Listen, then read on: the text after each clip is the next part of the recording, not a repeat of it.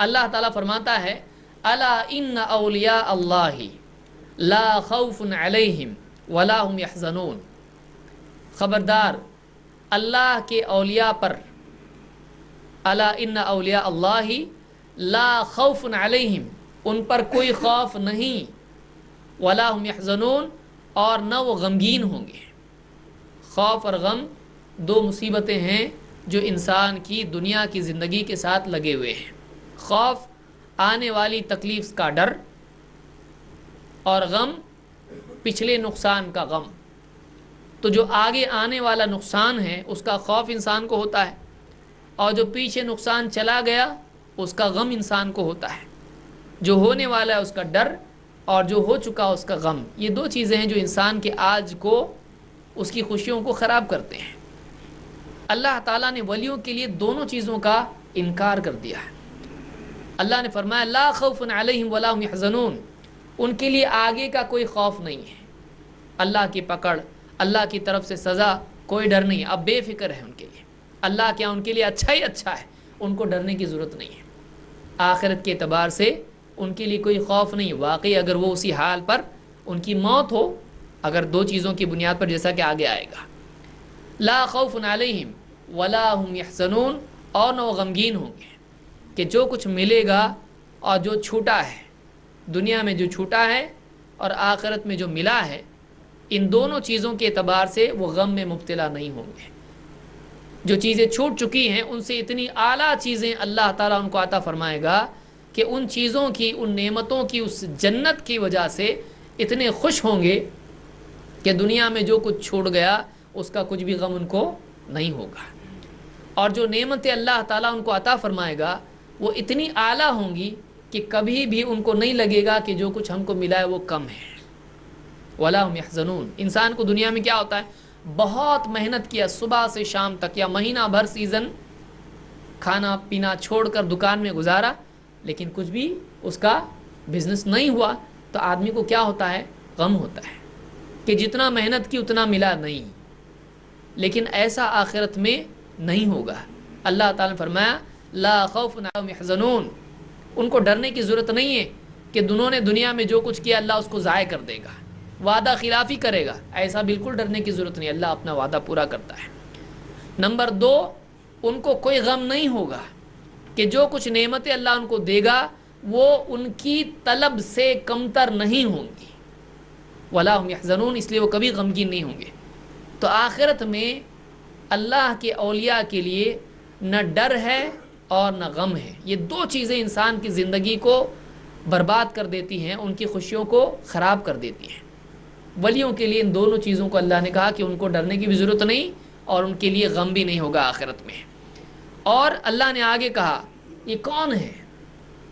اب یہ تو دو باتیں ان کے لیے بیان کی، اب دو باتیں ولی کی شرط میں بھی بیان کی کہ ولی کہتے کس کو ہیں۔ کوئی آدمی ولی بننا چاہے تو اس کے لیے کیا کرنا پڑے گا، تب جا کر وہ اللہ کا ولی بنے گا۔ ولی کے معنی عربی زبان میں دوست کے ہوتے ہیں، اور اسی طرح سے ولی کے معنی عربی زبان میں مددگار کے ہوتے ہیں۔ اللہ کے لیے جب یہ لفظ استعمال ہوتا ہے تو مددگار کے طور پر، محافظ کے طور پر ہوتا ہے، اور اللہ کے بندوں کے لیے جب استعمال ہوتا ہے کہ اللہ کے ولی، تو ان کے لیے اللہ کا دوست، اللہ کے مقرب کے معنی میں استعمال ہوتا ہے۔ اللہ کے قریب ہے، یلی کے معنی ہوتے ہیں قریب۔ تو اللہ کے جو قریب ہیں، مقرب بندے، نزدیک والے بندے، جو اللہ سے عبادات کے ذریعے سے اللہ کے حکموں کو پورا کر کے اللہ کے قریب ہو گئے، تو اللہ کے ولی جو اللہ کے مقرب بندے ہیں، اللہ کے دوست بن چکے ہیں، اللہ نے ان کو اپنا دوست بنا لیا ہے۔ کون لوگ ہیں یہ؟ کیا چیز کرنی پڑتی ہے تب جا کے ایک انسان اللہ کا ولی بنتا ہے؟ اور کسی کو چیک کرنا ہے تو کیا دیکھیں، کس چیز پر چیک کریں کہ واقعی اللہ کا ولی ہے کہ نہیں ہے؟ ہمارے ہاں سماج میں ولی کے بارے میں بہت عجیب و غریب چیزیں پائی جاتی ہیں کہ کوئی عجیب ہو تو ولی ہے، کوئی عجیب، جتنا عجیب ہے اتنا ولی۔ جو نہ نہائے ولی کے چانسز ہیں اس کے، جو چلم لے کر پیتا ہو، چرس گانجا، ولی ہو سکتا ہے، جو گندگی میں کھیلتا ہو اور اس کو کوئی احساس نہ ہو سکتا ہے ولی ہو۔ جو گالیاں دیتا ہو جتنی پیاری گالی دے اتنا بڑا ولی ہے. جوتے پھینک کے مارے, چپل پھینک کے مارے, تو اس کو ولی کہتے ہیں؟ نہیں. ولایت کا یہ پیمانہ نہیں ہے. اگر یہ ولایت کا پیمانہ ہوتی تو نعوذ باللہ اللہ کے نبی صلی اللہ علیہ وسلم صحابہ کی زندگی میں پائی جاتی ہے, لیکن ایسا نہیں ہے. صاف ستھری زندگی اللہ کے رسول صلی اللہ علیہ وسلم کی اور صاف ستھری صحابہ کی. اور یہ کتنی عجیب بات ہے کہ اللہ تعالیٰ کا کوئی واقعی ولی ہو اور اللہ تعالیٰ سارے حرام کام اس سے کروائے. ایسا ہو سکتا ہے؟ آپ اپنے گھر والوں کو, اپنے بچوں کو, اپنے مقرب کو, اپنے قریب ترین کو برائیوں سے بچاؤ گے, اور ایک آدمی اللہ کا قریب ہو جائے اور اللہ اس کو اتنے سب گھناؤنے کام کروائے؟ ایسا ہو سکتا ہے؟ اللہ تو زیادہ اس کو بچائے گا.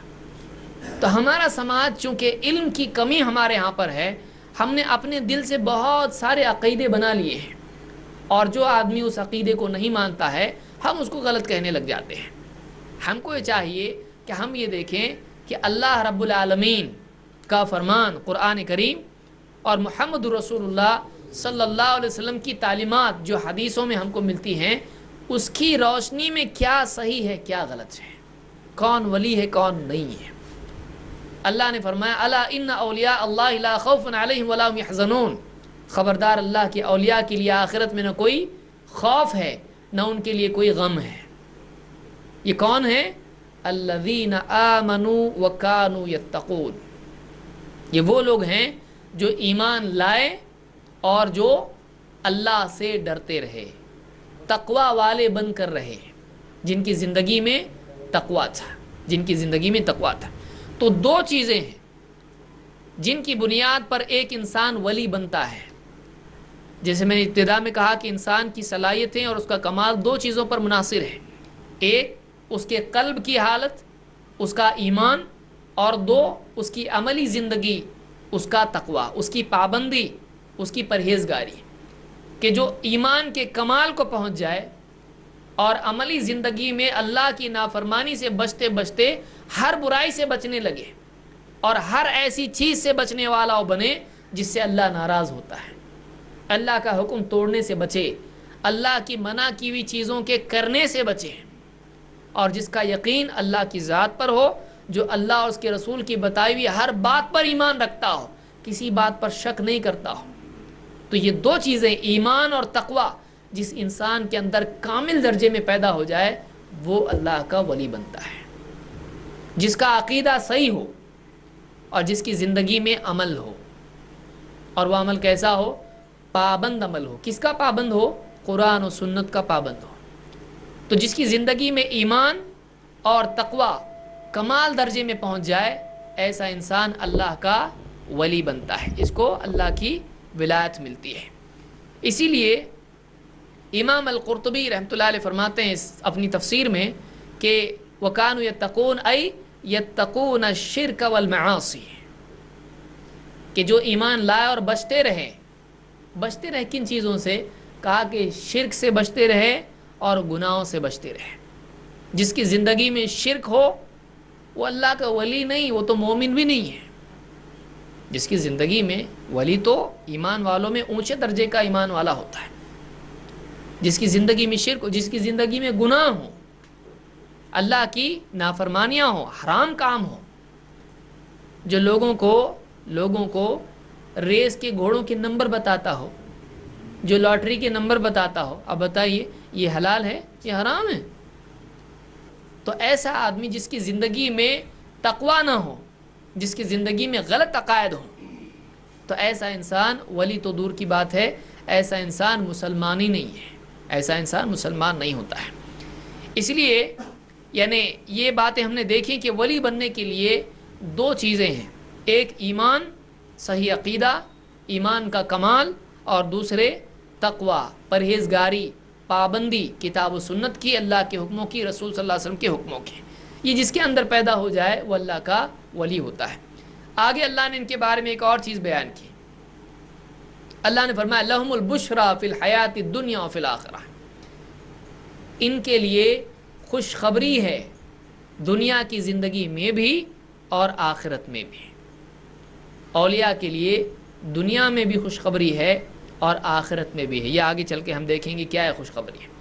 لا تبدیل لکلمات اللہ اللہ کے کلمات کے لیے کوئی بدل نہیں ہے، اللہ کی بات بدلتی نہیں ہے۔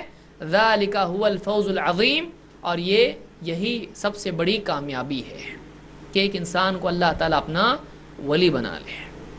دیکھیے ہر ایمان والا جنت میں جائے گا، لیکن اللہ تعالیٰ کسی کو اپنا دنیا ہی میں ولی بنا لے اور اس کو اپنا خصوصی دوست بنا لے تو دنیا میں بھی اللہ کی نصرت اس کے ساتھ ہو جاتی ہے، اور دنیا میں اللہ تعالیٰ کی طرف سے اس کو اپنا مزید قرب اور نزدیکی ملتی ہے، جو دنیا کی ہر نعمت سے اونچی چیز ہے۔ آپ بتائیے، اللہ کے نبی صلی اللہ علیہ وسلم، آپ نے بلال رضی اللہ عنہ سے کیا کہا؟ یا بلال اقم الصلاۃ وارحنا بہا، اے بلال نماز قائم کر، اقامت دو اور ہم کو راحت پہنچاؤ۔ اللہ کی عبادت میں راحت اس کو ملنے لگتی ہے، جیسے آپ نے فرمایا جعلت قرۃ عینی فی الصلاۃ، میری آنکھوں کی ٹھنڈک نماز میں رکھتی گئی ہے۔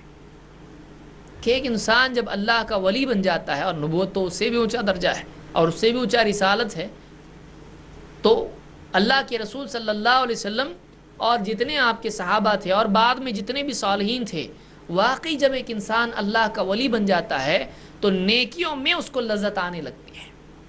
لوگ دنیا کی رنگینی میں، دنیا کی زیب و زینت میں، دنیا کی چیزوں میں سکون تلاش کرتے ہیں، اس میں ان کو نہیں ملتا ہے، لیکن اللہ تعالیٰ جب کسی کو اپنا قرب عطا فرماتا ہے تو پھر وہ نیکیاں کرتا ہے، اس کو پابندی میں نفس سے آزادی مل جاتی ہے۔ اللہ کی پابندی میں نفس سے آزاد، نفس کی پابندی میں کیا ہے؟ وہ قید خانہ ہے، وہ تھوڑی دیر کی آزادی ہے اور پھر ہمیشہ کا قید خانہ ہے۔ آدمی گناہ کرتا ہے آزاد ہو کے، پھر اس کے بعد ایک عجیب قید خانے میں پڑ جاتا ہے، بار بار ملامت اندر سے، تو نے غلط کیا، تو نے غلط کیا۔ یہ کیا ہے؟ Torture house. یہ ٹارچر شروع ہو جاتا ہے، تھوڑی دیر کی لذت اور اس کے بعد مسلسل ٹارچر۔ تو قید خانے میں آیا کہ نہیں ہے؟ آیا، چوکی میں آ گیا، یہ ٹارچر ہوتا ہے اس کو مسلسل۔ لیکن تھوڑی دیر کی اللہ کی پابندی اختیار کرتا ہے، نفس پر جبر کر کے اللہ کا حکم پورا کر لیتا ہے، آزاد ہوتا ہے، اچھا لگتا ہے، کھل گیا دل ایک دم، اللہ کا حکم پورا ہو گیا، اور نفس جو ہے اس کو نفس کا مسئلہ ختم ہو جاتا ہے، اور دل میں ایک عجیب قسم کا انشراح پیدا ہوتا ہے کہ میں نے اللہ کا حکم پورا کیا، نفس ملامت نہیں کرتا ہے۔ تو تھوڑی دیر کی پابندی سے آدمی زیادہ دیر کی آزادی ملتی ہے، اور تھوڑی دیر کی آزادی سے زیادہ دیر کا قید خانہ انسان کو ملتا ہے۔ کتنی بڑی بات ہے۔ تو یہاں پر اللہ نے فرمایا کہ ذالک هو الفوز العظیم، یہ بڑی کامیابی ہے۔ تو اللہ کا قرب جب بندے کو ملتا ہے تو پابندی میں اس کو لذت ملنے لگتی ہے، اور شیطان انسان کو کیا بتاتا ہے؟ لذت اصل کس میں ہے؟ آزادی میں ہے، لیکن آزادی میں کوئی لذت نہیں ہے، وہ تھوڑی دیر کی لذت ہے، لیکن اس کے بعد کیا ہے؟ ہمیشہ کی پریشانی اور ٹینشن ہے۔ تو گناہوں سے انسان کے اندر تکلیف، پیچیدگیاں، ٹینشن پیدا ہوتا ہے، اور نیکیوں سے انسان کا دل کھلتا چلا جاتا ہے، اس کو شرح صدر نصیب ہوتا ہے۔ بہرحال تو اولیاء کو آپ دیکھیں، اولیاء جتنے صالحین ہوتے ہیں ان کے دل ایک شرح صدر ان کو ہوتا ہے، پیچیدگیاں ان میں نہیں ہوتی ہیں۔ مسائل سب کو آتے ہیں، لیکن آپ دیکھیں اللہ کے نبی صلی اللہ علیہ وسلم اور صحابہ، کیا ان کو پریشانیاں نہیں تھیں؟ ان کو معاشی مسائل نہیں تھے، فائنینشیل پرابلم نہیں تھا، بیماری ان کو نہیں ہوتی تھی، وہ بھی بیمار ہوتے تھے، ان کے بھی گھروں میں تنگی آتی تھی، ان کو دشمنوں کا ڈر ہوا کرتا تھا، ان کو مسلسل جنگوں میں جانا پڑتا تھا، ان کو دشمن سازشیں کر کے ستاتے تھے، لیکن آپ دیکھیں وہ ٹوٹتے نہیں تھے۔ ہم لوگ ایک ٹھوکر میں ٹوٹ جاتے ہیں، کیوں؟ ہم لوگ کانچ کے بنے ہوئے ہیں، ہم مضبوط نہیں ہیں۔ انسان کی مضبوطی کس چیز سے پیدا ہوتی ہے؟ ایمان اور تقوی سے پیدا ہوتی ہے۔ ایمان اور تقوی انسان کو اللہ کے قریب کرتا ہے، اور اللہ کے قریب جتنا ہوتا ہے پاور اتنا زیادہ اس کو ملتا ہے، تو مضبوطی اس کے اندر آتی ہے۔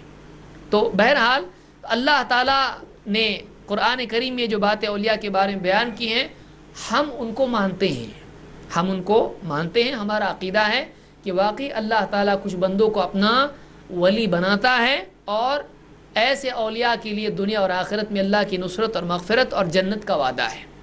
اور یہ ولی کس بنیاد پر بنتے ہیں؟ ایمان اور تقوی کی بنیاد پر.